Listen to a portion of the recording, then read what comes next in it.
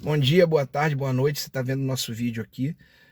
Primeiro de tudo, me desculpar, vocês estão vendo que eu estou gravando do carro, meio mambembe, né? Depois do último vídeo que a gente editou, com várias informações, várias notícias. A gente ficou meio sem tempo de produzir um vídeo, mas ontem saiu uma notícia que eu considero extremamente relevante para o debate que eu quero fazer aqui hoje. Então, para não perder tempo, tendo em vista que há muito tempo que a gente não lança vídeo, né? Porque afinal isso aqui eu sempre digo, eu dividindo angústias com quem me assiste, né? Então não é algo profissional, às vezes a gente se perde, a gente está sem tempo, mas ontem teve uma notícia bastante relevante, que foi o anúncio por parte do governo do crescimento do produto interno bruto do PIB para o primeiro trimestre de 2022, comparado com 2021. E notícias adicionais a esse crescimento deixam muito claro uma coisa que a gente vem discutindo aqui há muito tempo, que desde o golpe, e principalmente no governo Bolsonaro, fica claro o que eu tenho chamado de opção preferencial pelos ricos. E esse PIB, que foi divulgado ontem, prova que essa opção preferencial pelos ricos tem criado um resultado. É isso que eu quero discutir aqui. Retomar alguns temas que a gente já falou em vídeos anteriores, dessa opção preferencial pelos ricos, mostrar o resultado que esse PIB, a partir do resultado que esse PIB sinaliza, e também, de alguma maneira, recolocar a discussão, que eu sempre digo que é a principal, que é a discussão ideológica. Em que sentido? É como um governo que faz opção preferencial por uma parcela diminuta da população, pelos ricos ou pelos super ricos, continua a ter apoio em outros setores da população que são prejudicados por essa política. Há um discurso ideológico que o governo opera muito bem.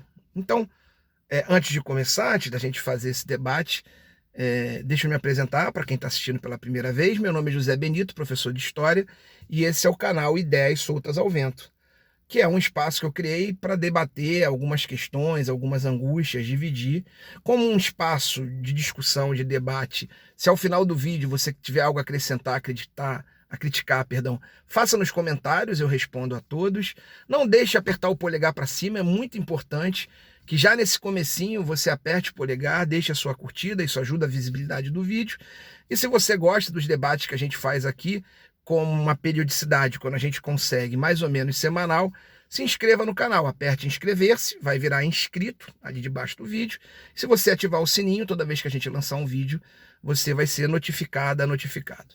Bom, como eu disse ontem, né, hoje é dia 3 de junho de 2022, no dia 2 de junho foi divulgado o PIB do primeiro trimestre de 2022 e o governo soltou rojões porque esse PIB apresentou um crescimento de 1%. Esse crescimento ele tem informações que são preocupantes, é claro que o governo em ano eleitoral vai ignorá-las, mas, por exemplo, para aquilo que o governo planejava, ele foi menor do que o esperado. A forma desse crescimento, o grosso desse crescimento está na área de serviços, então a área de indústria, que é uma área que você tem maior valor agregado nesse crescimento, que você tem tecnologia, que você tem ciência, e até o agronegócio também, não cresceram o suficiente, o setor primário e secundário não cresceram. O nosso crescimento é um crescimento que geralmente é mais frágil, que é do setor terciário, que é do setor de serviços. Um crescimento menor do que esperado, um crescimento baseado no setor de serviços, um crescimento que tem uma justificativa. A gente está vivendo essa saída da pandemia, né? Ou seja, a abertura dos locais, se bem que agora a gente volta a ter uma quarta onda, aparentemente, né? Nesses últimos dias a gente tem vivido isso. Então, era esperado, mas um crescimento até maior. Mas por que esse crescimento não foi maior, né? Porque mesmo o setor de serviço sendo retomado, ou seja, você tem mais gente nas ruas, você tem mais gente no comércio, nas festas, nos bares, o que está sendo sinalizado é que esse crescimento se deu principalmente com as camadas que têm mais grana, principalmente as classes A e B. Porque para os setores para baixo, inclusive para as camadas médias, a inflação tem impedido a retomada dessa vida, entre aspas, normal no campo dos serviços. As compras, a diversão, o barzinho, o show, a festa, a compra no shopping, essas coisas têm sido impedidas. Então, uma das sinalizações, para mim, a mais grave, e ao mesmo tempo que é a mais grave, a mais clara da opção preferencial, como eu sempre digo, pelos ricos desse governo, é o fato de que, nas explicações do PIB, esse crescimento do setor de serviços está concentrado nas classes mais altas. Isso comprova que o governo governa para os ricos, e esses mais ricos, e aí quando eu digo mais ricos, gente, eu não estou falando com o cara que ganha 10 mil e está parcelando um carro, eu estou falando rico. Esses mais ricos conseguem viver as situações como a escalada inflacionária contra a qual o governo não faz nada. Muito pelo contrário, o governo joga a favor da política inflacionária quando permite o esvaziamento no momento de crise. Isso começou com o governo Temer, mas o governo Bolsonaro irresponsavelmente manteve isso. No momento de crise na produção de alimentos e de inflação na produção de alimentos, o governo permite que o país, maior produtor de alimentos do mundo, venda toda a sua produção para o exterior e não guarde nada dessa produção para a sua população no momento de inflação e de falta de alimentos. O governo Temer e o governo Bolsonaro destruíram a Companhia Nacional de Abastecimento. Nós não temos estoques reguladores, ao contrário do que acontece em todo o mundo. Eu vi um vídeo há pouco tempo atrás muito bom de um humorista chamado Thiago Santinelli, que ele coloca desde o Egito, nesse país que a gente está virando, nesse evangélico-cristão que a gente está virando, pois no Egito, José do Egito falou para o faraó: guarde os grãos para o momento de crise. No Brasil ninguém segue isso. Para dar lucro ao agronegócio, tendo em vista o valor que os alimentos estão tendo no mercado externo, se vende tudo para o exterior, então os alimentos no Brasil ficam em pior qualidade e mais caros. Isso é uma opção preferencial pelos ricos, para privilegiar o lucro do agronegócio à fome do povo. E isso aumenta a inflação. Inflação que aumenta também por uma política de preços, que a gente falou no vídeo passado, que é totalmente fora da realidade. Então, eu não vou entrar muito nesse ponto, mas basta ver que essa política de preço é uma decisão exclusiva do governo e basta as pessoas darem uma olhada no passado para terem noção, no vídeo passado, para terem noção do que está acontecendo.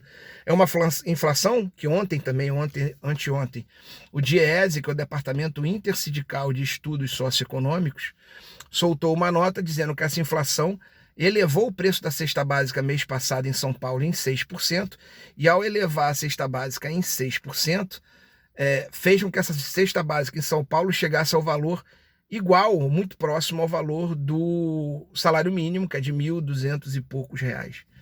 Então, é um absurdo. Hoje, por conta dessa inflação descontrolada, que o governo colabora para que fique descontrolada, a gente tem uma cesta básica, ou um salário mínimo, que só consegue pagar a cesta básica, a alimentação básica. Então, as camadas mais baixas, os trabalhadores que ganham salário mínimo, 2 salários mínimos, que é o grosso da população, até 3 salários mínimos, estão preocupados em comer. E isso tem outros dados, que também estão no vídeo passado, se refletem outros dados. A insegurança alimentar, 120 milhões de brasileiros não têm noção se vão chegar ao final do mês com comida na mesa. Então, a população está sendo achatada por uma inflação, por uma lógica, e a economia cresce 1%, porque os mais ricos estão bem. E estão bem por quê? Porque em determinados momentos, ou em todos os momentos do governo Temer para cá, do golpe para cá, a opção que os governos fazem são claramente opções pelos ricos. Vamos começar pela Emenda Constitucional 95, que é a PEC do teto de gastos, nome certo, ou a PEC do fim do mundo. O que é essa a emenda do fim do mundo, constitucional do fim do mundo, não é mais PEC. O que a emenda 95 fez? Ela estabeleceu que o governo brasileiro, a prioridade dele é pagar quem investe na dívida pública, quem empresta dinheiro, os grandes financistas, os bancos, os bilionários. Ah, professor Benito, mas eu invisto em títulos do Tesouro. Ah, eu invisto em letras de câmbio. Tudo bem, mas a classe média que investe a sua mixaria nisso não é o grosso que está ganhando, não são os grandes credores. O governo, quando cria a Emenda Constitucional 95, ele faz a seguinte coisa, que é absurda, e que a imprensa, que faz parte dessa elite, não discute, não esperem ouvir isso na grande imprensa. Ele faz o seguinte, ele diz que aquilo que é necessidade básica da população, saúde, educação, cultura, ciência e tecnologia para um futuro melhor do país, tudo isso, bolsas de pesquisa, bolsas de formação para novos estudantes, tudo isso vai ficar congelado por 20 anos, porque é preciso pagar a dívida pública e essa não precisa ficar congelada. O quanto ela aumenta, o governo tem que pegar dinheiro primeiro para pagar a dívida e depois que se dane o povo. Então vocês vejam, é uma opção preferencial pelos ricos. Não importe quanto a população do Brasil aumente, não importe a situação de risco que ela fique, quando a gente vai precisar de mais hospitais públicos, de mais escolas públicas, o que acontece é que esse tipo de serviço está congelado por 20 anos, com o voto dos deputados que a gente elegeu, inclusive com Jair Messias Bolsonaro, que era deputado. Isso foi uma opção do Temer. Isso ninguém revogou até agora. O governo tem cortado o que ele chama de gastos sempre para o bem do povo, né? A gente viu a política e criado despesas para o povo que são para o bem dessa elite. A política de petróleo, que privilegia os acionistas, né? As pessoas têm parte da Petrobras, enquanto o povo se lasca. A política da Conab, que eu já falei, o esvaziamento, e favorecendo sempre a tentativa dessas elites de rapinarem, retirarem mais dinheiro do governo ou das pessoas em desespero para o bolso dessas elites que podem aí continuar a sua vida. Ontem o governo aprovou uma outra medida no Congresso, na Câmara, com apoio de todos os partidos da direita. E aqui é bom que fique bem claro, quem ficou do lado do povo, PT, PSOL, PSB, PDT parte, porque, por exemplo, a deputada Tabata Amaral votou a favor desse absurdo, Rede, PV, enfim, alguns partidos, os partidos de esquerda, de oposição, ficaram contra o projeto de lei 4188, que é um assassinato a longo prazo da realidade brasileira. Ele cria uma situação, permite que o Brasil crie uma situação similar à que levou os Estados Unidos à grande crise de 2008, que a gente não saiu até hoje. O que esse projeto de lei faz? Permite com que o brasileiro empenhe a sua casa, faça uma dívida dando sua casa como garantia para vários credores. E, quando essa dívida for executada, facilite que essa casa, que esse imóvel único que ele tem, seja tomado pelos bancos. Então você cria várias situações de risco que os americanos enfrentaram e acabaram com a economia americana de 2008 até agora. Que é, primeiro, você permitir que a casa do sujeito, onde ele mora, o único espaço que ele tenha, seja usado num momento de desespero para ele se endividar ainda mais. O mesmo governo que diz que não tem dinheiro para dar para os pobres, ele quer arrancar o pouco de patrimônio que esse pobre, que essa classe média acumulou. Então, ele permite que você penhore a sua casa, permite que seja penhorado para vários lugares diferentes. Não, os lugares vão ver. Eu peguei minha casa vale 200 mil, eu peguei 50 mil num banco, posso pegar 150 no outro. E o controle, se você está de fato, aquela garantia de 200 mil, que é a sua casa, ou 300 mil, se de fato você pegou no limite, quem vai controlar são os próprios bancos. Nos Estados Unidos isso aconteceu, as pessoas pegaram empréstimo que às vezes eram 2, 3, 4 vezes maiores que suas casas. E isso ferrou o sistema. Isso está sendo permitido aqui, porque isso vai enriquecer um bando de milionários já, um bando de banco, um crédito imobiliário. Isso foi tirado da mão da Caixa Econômica Federal para permitir essa ciranda financeira. Enquanto coisas que o povo precisaria, que o governo investia, ele está cortando. O governo privatizou a produção, quebrou o monopólio da produção de radiofármacos, remédios usados no exame e no tratamento de câncer, que era feito por um instituto da Comissão Nacional de Energia Nuclear, o IPEM. Ele permite agora que outras empresas façam essa produção, enquanto o IPEM sofre, como todo órgão público, com falta de concurso, falta de recurso. O que vai acontecer? Um medicamento que era produzido com qualidade, de forma mais barata pelo poder público, eu mato esse instituto aos poucos, essa produção pública, e boto na mão dos particulares que vão cobrar mais caro. O governo está tentando privatizar a luz elétrica, a Eletrobras, e já falou que quando for privatizada a conta de luz, que é um dos fatores do aumento da energia, da inflação, vai aumentar ainda mais. O governo para de investir em ciência e tecnologia. A gente está tendo problema, uma inflação enorme, absurda, e uma falta de produtos de tecnologia embarcada, como carros. Como a produção de carros ficou mais clara, porque, por exemplo, faltam semicondutores, faltam microchips, e aqui a empresa pública que produzia isso, o governo entendeu como despesa, fechou essa empresa pública no ano passado, no comecinho do ano passado, meados do ano passado, que chamava Ceitec S.A., fechou, não deu destinação, fechou as portas. Os laboratórios estão lá apodrecendo, está tudo apodrecendo, não tem destinação. O governo liquidou essa empresa e aí, se você precisa de um chip, se você precisa desenvolver tecnologia, você compra. Tecnologia comprada é mais cara que aquela que você mesmo desenvolve. Você compra, você paga caro. Então a gente vai pagar caro o remédio de câncer, vai pagar caro a tecnologia, O governo para de investir nessas coisas, deixa tudo na mão do mercado, e o mercado o que ele quer é ter lucro, independente do nosso bem-estar. Então a gente está vivendo uma situação, e vários desses fatos, se você está chegando agora no canal, vejam nossos vídeos anteriores, né? Aqui tudo que eu estou falando, se você der um Google, você para e acha. Eu não vou colocar aqui, vou me permitir fazer um vídeo mambembe, mas eu tenho vários vídeos, alguns desde 2019, falando das opções do governo por uma classe específica, pelos mais ricos, pelos mais poderosos, pelo sistema financeiro e com dados. Mas o que é assustador é que, apesar disso estar tão claro, isso é claro, se você lê um pouco, se você sai um pouco, né, da névoa que a imprensa não divulga, porque a imprensa não vai divulgar isso, né? Você percebe, porque ela também faz parte desse grande capital, desse grande dinheiro, você percebe que a situação é desesperadora, que o governo não esconde o que faz, mas mesmo assim, alguns setores, principalmente das classes médias, continuam a apoiar esse governo. Continuam a não culpá-lo pela inflação, continuam a bater palma para aquilo que ele tem de pior, que é seu autoritarismo, seu fascismo, porque essas pessoas continuam a se considerar mais próxima dessas elites que estão rapinando o país do que aquele cara que não sabe se vai comer no final do mês.